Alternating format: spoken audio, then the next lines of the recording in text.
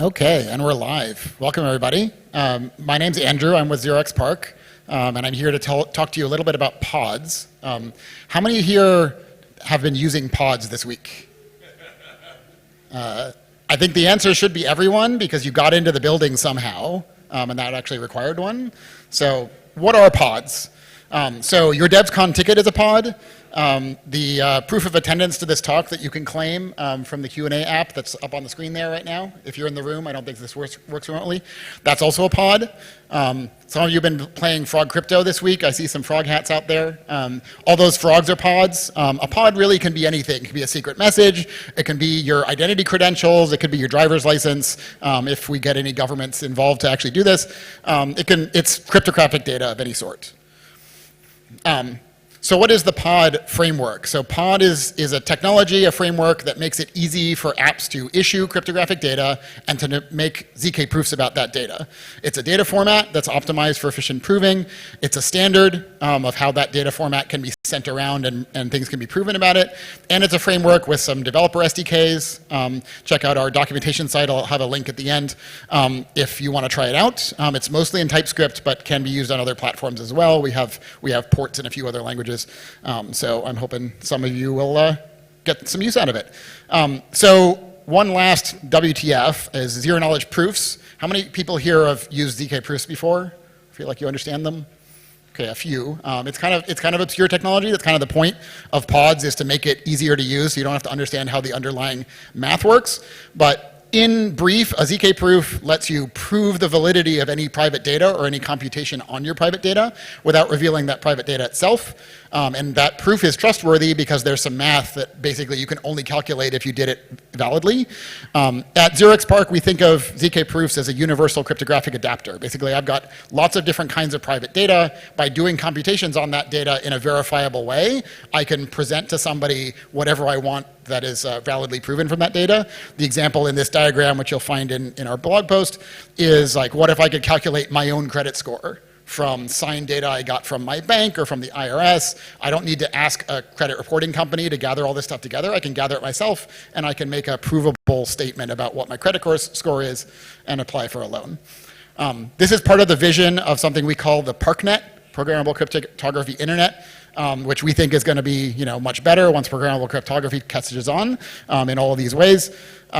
ZK proofs are a big part of this, but it's only the beginning. See the other talks being given by my colleagues this week. Also, we have a whole day CLS tomorrow about programmable cryptography. But today we're going to be focused on ZK proofs and what pods let you do with them. So this is the pod ecosystem that we envision. Right? You need issuers who are issuing this cryptographic data. They're mostly using a private key to sign it. Those takes the form of attestations, which users themselves can hold on to. They hold on to their own private data. They don't need an intermediary. At some point, some consumer asks the user, please prove something about yourself. Your identity, your age, the fact that you went to Devcon, things like that. And then the consumer can generate a ZK proof and the user can send the ZK proof to the consumer, who can verify that proof. They do need that third arrow in the diagram, which is a little bit of knowledge about who the attester is. You need at the very least to know that that attester has a public key that you should trust. There might also be things like, what is the event ID that represents Devcon on a ticket, things like that. But that kind of completes the diagram. Okay, so why are we doing this? So I work with the team that builds Zupass. You've all been using that to check into Devcon. And we believe that the best learning on this kind of technology comes from contact with reality. Meaning we want real users to try this. We want to do it at scale. There are 12,000 people at Devcon this week who are stress testing Zupass for us. Thank you. I'm sorry if the performance has not always been as great, but it seems to be standing up. And we want to use these opportunities to onboard new users by bridging data that is not ZK-friendly into our ZK-friendly world, and take advantage of people who are willing to be early adopters, like the crypto community.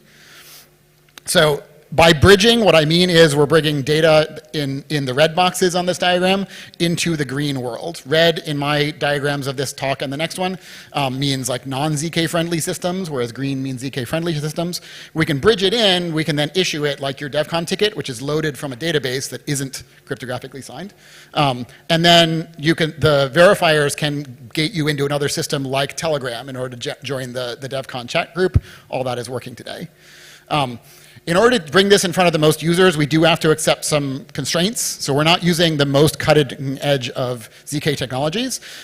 We want everyone to be able to use it, which means we've built a mobile-friendly web app, which means everything we do has to run in a browser on a phone, even an older phone, even on a bad network when the Wi-Fi is overloaded at the conference. So that became a bit of a mantra when I was building some of these technologies. So like, there's a lot of cool ZK technology out there that is great, but it needs to run on a big back-end server, and I don't have one of those when I'm in a browser on a phone. So we got to use tried and true technologies. For people who are in the know, we use Circom and Groth16. You may or may not have heard of those, but that's kind of the underlying technology. They've been around for quite a few years, so they're pretty well battle-tested at this point. So I want to talk a little bit about the systems we built along the way. So this is what Zupass ticketing looked like a year ago at DevConnect when we were in Istanbul. So it's the same triangle that you've seen here. We were pulling data out of pre-six and issuing the tickets.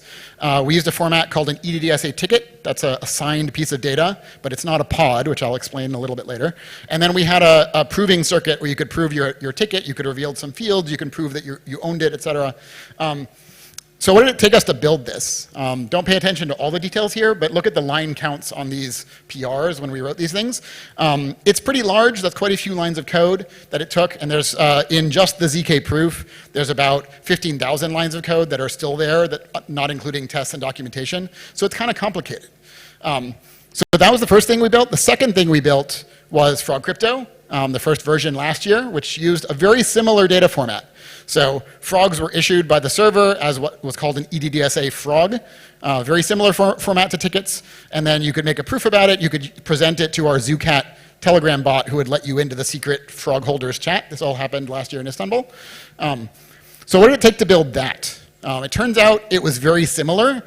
There was a lot of duplication of effort. There was a lot of like similar patterns, but you couldn't actually reuse the underlying data. So there clearly is a pattern here, right? We want to issue some signed data. We want someone to request a proof and then to be given a proof of that signed data. But it turned out that each time we had to build it, we had to rewrite a whole bunch of code in order to customize it. So I'm an engineer. I don't like this kind of complexity. I'd rather do things once because I'm lazy. So why is this so hard? So the signed data part, the EDDSA PCD that we were using as our underlying data format, uses a fixed size hash. It hashes 16 numbers in an array. And therefore, every new data type that we wanted to put in there, we had to do some custom coding to decide how those numbers in that array go together to make this data type. I would analogize this to imagine you were like processing all your data in a hex editor directly as bytes. It's kind of inconvenient. We have better tools than that now. And on the proof side, ZK circuits are a little bit awkward to program. Like they don't use a normal programming model. You don't write it in a language you're used to. Every variable is what's called a field element. This is a mathematical concept. It's a very big number modulo some big prime number. And you've got to like write equations on those field elements. So it's kind of complicated. And also, once you build a ZK circuit, it's very fixed. In order for the prover and verifier to agree on what's valid, the circuit can't change very much. It's hard to, you have to publish a whole new circuit. So that makes this a bit hard. I would analogize this again to, in the hardware world, this is like an ASIC. It's a chip that does one thing. It might do it very well, but it still only does one thing, and every time you want to do another thing, you got to build a whole new chip. It's kind of inconvenient. So what do we need here? Well, what we'd really like to have is what's called a ZKVM. Basically, if you have an ASIC and you want something more general, why don't you use a CPU? And there is technology out there that lets you basically write code, run it inside of a ZK circuit, and validate that this is the correct output.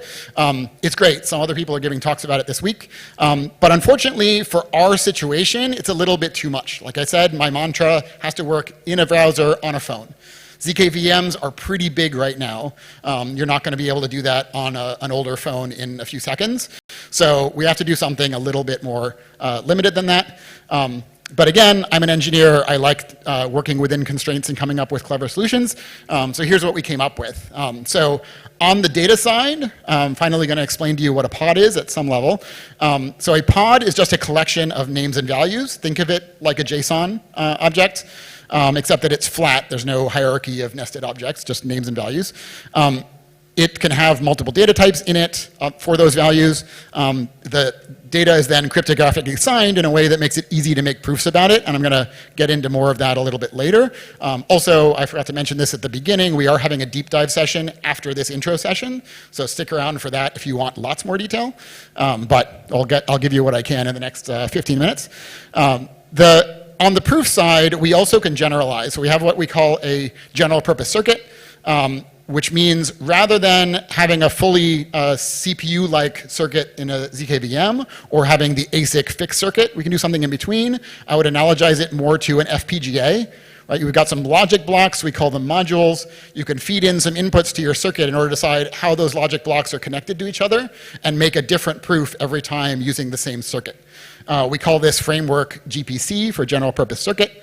And in addition to the circuits individually being configurable, we precompile a set of circuits in what we call a family at different sizes with different sets of modules. So when you want to make a proof, you can pick the circuit in the family that has enough modules for what you want and not any more, because having a bigger circuit means more time to prove, more memory, et cetera. So you can make the right trade-offs there. So with that, we get the generalized version of the ZK ecosystem, where every issuer is issuing pods. They might contain very different kinds of data. It might be a frog, it might be a driver's license, but it's still a pod. And then when you make proofs about it, you can freely decide what you want to prove and write a configuration to represent that proof. So with that in mind, at this point, what is a pod? So a pod is a data format that makes ZK proofs easy. It's a key value store. It's going to be hashed and signed in a very specific way involving a Merkle tree, which I can explain more of later. And it's optimized for efficient ZK proving. Here's an example of a pod. So we've got some names and values. Most of these are very straightforward, so I'm not going to go through them all in detail. The one that's maybe a little bit interesting is the card holder. So this is meant to look like a driver's license in some, fictional country. The card holder is my semaphore ID. This is what Zupass uses to identify you. It's really a public-private key pair. So the public key is what's going to go in the pod to say that this is my pod, or in this case, this is my driver's license. What you see on the right is the JSON format for this. It's optimized to be a little bit terse and also human readable. So things that don't need a type annotation, you'll notice, don't have them, because the JSON type itself is enough data for that. Once you get down to actually building the Merkle tree, like everything does have a type, but in this table I call them type hints, because the type is not part of the cryptographic data. Instead, it is guidance to how do I hash this data into a piece of cryptographically verifiable data. More on that later. So the first thing I do to make this into a pod is I build a Merkle tree. I'm not going to go into detail on that, but basically you arrange the elements into a tree, you hash them all together until you get to a root, and that root is what we call a content ID. The content ID is derived from the data. So if you have the same data, you can derive the same content ID regardless of how it was formatted in JSON. One detail that you might notice on the right is that the names have been alphabetized. That's how we make sure that it is deterministic and you always get the same content ID. But everything else is just hashing. And then now, once I've got the content ID, that's the thing that I sign. So if I'm an issuer and I want to issue a pod, first I get the data, I Merkleize it, I get a content ID, and then I just write a signature on that content ID, and that's enough to validate that the entire pod is valid. So we have a ZK-friendly data format. We'd probably like to do some ZK proving on it. So let's talk about the GPC side of this. That is what lets you do that. As I mentioned earlier, GPCs are circuits made of reusable modules, as well as a family of multiple circuits, so you can pick the size that you want. Let's look at what that looks like. So this is an example of a GPC configuration. This is how you say, what do I want to prove? And you're going to present this as this JSON object that says what you want to prove, and the system is going to do the rest, compiling this down to what to do with the circuit. So here's a very minimal proof. I'm going to try and prove that I have a driver's license that says I'm allowed to drive. Right? So my configuration says I have a pod. I'm going to call it ID card. This is actually an arbitrary name that's just part of the configuration to refer to it later. It has some entries, and one of those entries is driver. That is not an arbitrary name. That's a name that was in the pod and is going to be hashed and checked.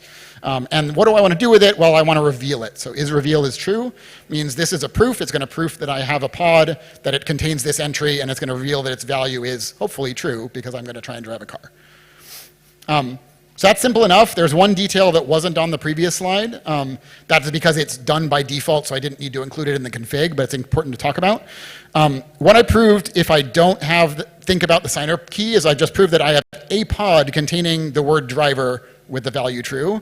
That doesn't mean it's actually a driver's license.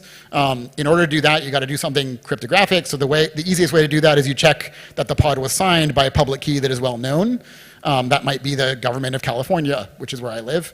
Hopefully we'll get them to issue pods eventually. But that is implicit, like the signing key is also always revealed by default, but you can choose to not reveal it if you want to, in which case you can constrain it in other ways. You might constrain it to be equal to some other element without actually revealing it, or constrain it to be a member of a list, like maybe I have a list of all of the signing keys of the 50 US states, and I just want to prove I have a driver's license from one of them. I don't want to tell you which one. Okay, let's try and get a little bit more complicated. So I've proven that I have a driver's license that says driver equals true. I haven't actually proven that it's my driver's license yet. I could have stolen somebody else's. The thing is that pods, because they're just data, they are transferable. I can copy them. The way we make a pod bound to a single user is by putting that user's public key in it, which I showed earlier when we were looking at the entries. And the way you prove that you are that user is you make a proof that you hold the private key that corresponds to that public key. And the way you say that in the GPC config is this isOwnerID field. You say isOwnerID, and I give the type of public key I'm using, which is semaphore version 4 from our friends at PSE. And that basically means that this proof is going to be configured to check that I have the right private key, which is in my private inputs. And in this case, it's not even going to reveal what my public key is, just that I own this pod, and this pod says I can drive. Okay, let's get to a little bit more ZK and hiding some more data. Instead of proving that I'm a driver, what if I just want to prove I'm over 21? Maybe I want to go buy some alcohol. I don't know what the age is in Thailand, but back home it's 21. So I can just say I have a pod containing an entry called date of birth. That entry is not going to be revealed, but it's going to be in this range, and that's the numeric range for the date that is 21 years ago. We should make this more friendly and let you just pass in a date object, but for now it's a number. So this is a proof that I am over 21 and that I own this pod. I didn't take out that field, but everything else is not revealed, and I'm being very anonymous. One last example, we can make proofs of multiple pods at once if we have a circuit with enough modules. So here's one that I'm proving I'm over 21 and also proving that I have a ticket to an event, that maybe I'm going to go to an after party after Devcon. And in this case, the ticket, I'm proving that its attendee name is the same as the name in my driver's license. I'm proving that I own it, and I'm also proving that the event ID of that ticket is in a valid list. I'm not revealing what I have a ticket to, but it's in maybe a list of like Devcon related events that are happening in Thailand this week. So this is kind of a minimal anonymous way of checking into a party. Of course, if I'm there in person, I'm revealing some more about myself by being there, but you get the idea.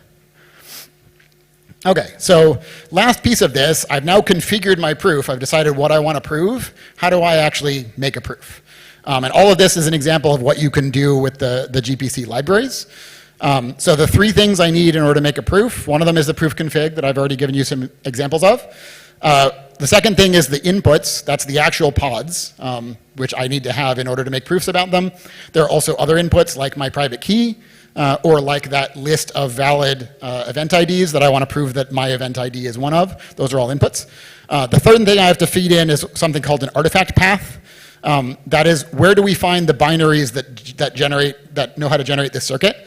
So when a ZK circuit is compiled, it generates a proving key, a verification key, and also a witness generator. Don't worry about what those are, but there's some like big binary things that the prover and verifier have to agree with.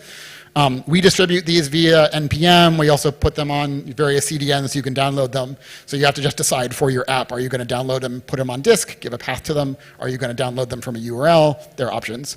Once you've got these things together, the GPC proof function will generate the proof. Like it puts together that configuration, it picks a circuit that fits that configuration with enough modules, it downloads the corresponding artifacts for that circuit, and it generates the proof. And then the last thing it does, oh, I should have gone to the next slide, here we go.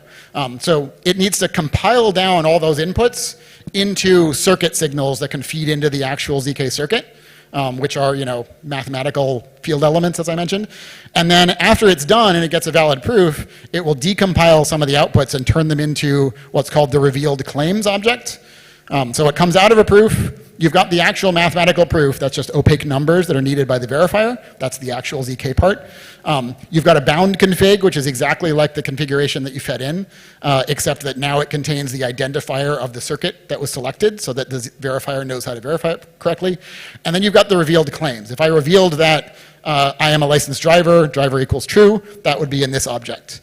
If I revealed like my name, etc., that would be here. And that's what the decompiling is for. It's taking the circuit outputs and turning them back into a string or whatever the representative thing is. Okay, so those three things are exactly what I should send to a verifier, whoever I'm going to prove this to. They need those three things. They also need an artifact path to download the corresponding verification key.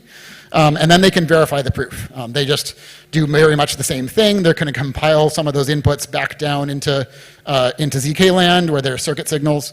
They're going to verify the proof, and they're going to say yes or no whether it's valid.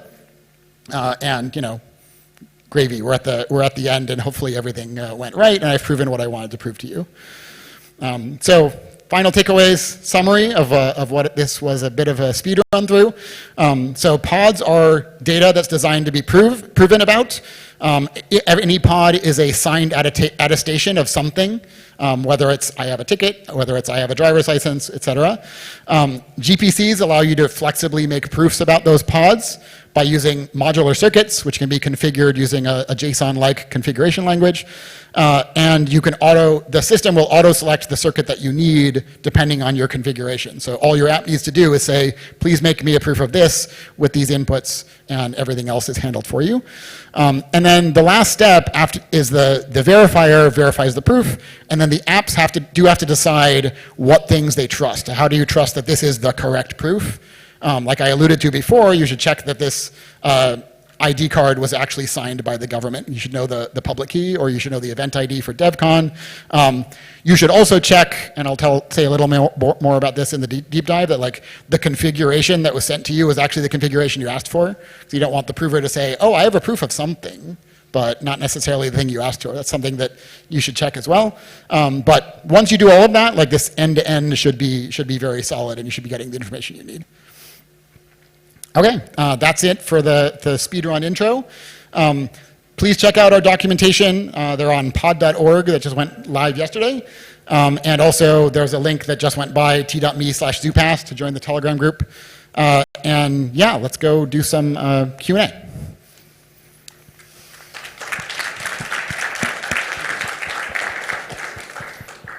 All right, where do you store the semaphore identity secret for users in Zupass? So that's all client-side. Zupass stores all of your private data client-side.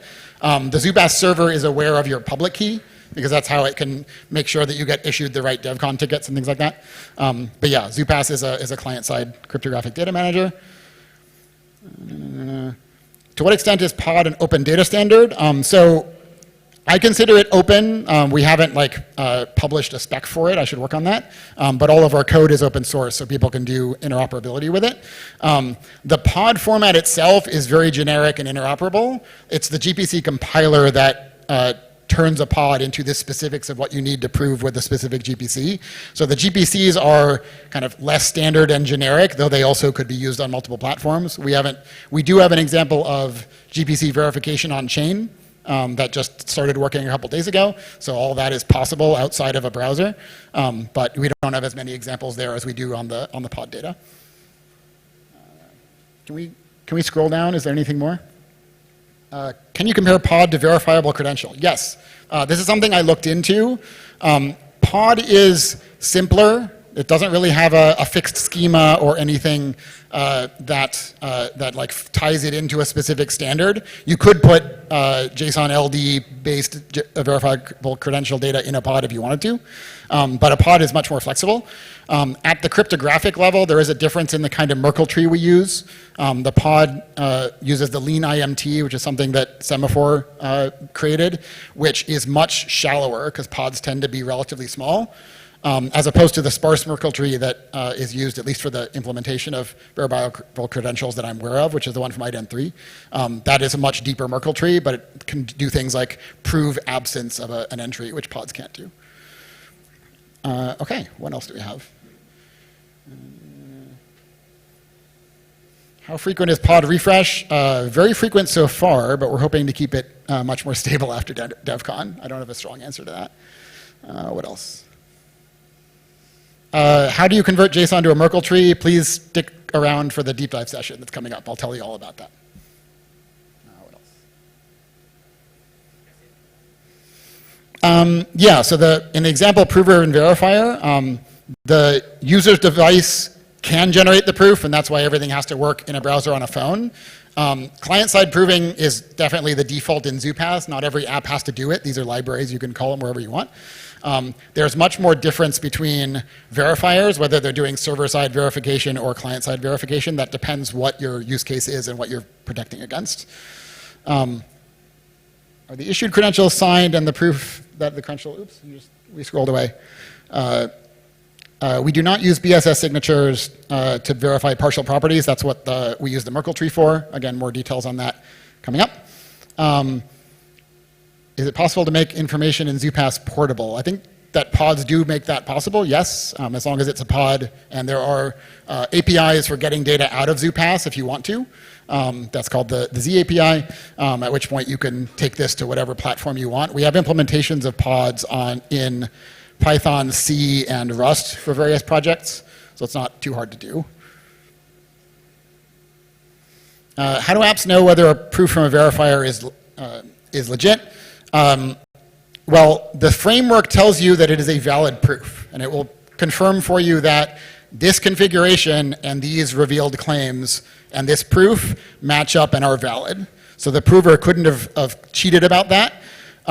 What they could cheat about is app-level semantics. So if you asked for a proof of a driver's license and I sent you a proof of a frog instead, that's something that the framework can't tell you because it just says that's a valid proof. So you do have to check, is that the config I asked for? Is the signer of this driver's license the government, et cetera? But yeah, that's the kind of level of verification you get. Okay, I think that's it. Can we go back to the slides briefly?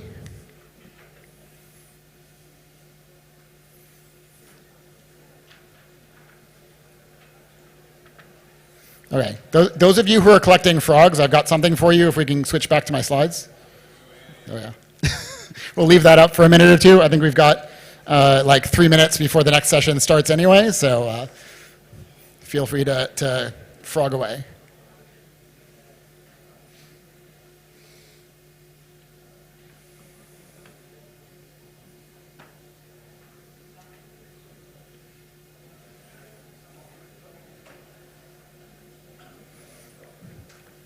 Okay, and as I said, we're going to go straight into a deep dive session, which is going to be 90 minutes. We probably won't use the whole thing, but that's what we're scheduled for. So stick around if you want more details to answer any of those questions.